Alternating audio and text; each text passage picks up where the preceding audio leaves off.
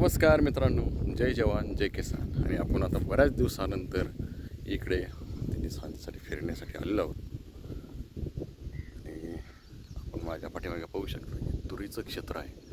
आमचे गडाकोटीला आहे तिथे क्षेत्र आहे आणि खूप छान तूर त्या ठिकाणी आहे. पाहू शकता तुम्ही.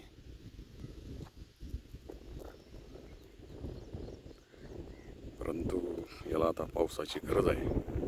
पाऊस बऱ्याच दिवसाचा खंड त्या ठिकाणी पडलेला आहे आणि खूप छान आहे. परंतु पाऊस जर अजून असता त्या ठिकाणी ती अजून वाढ त्याची झाली असती.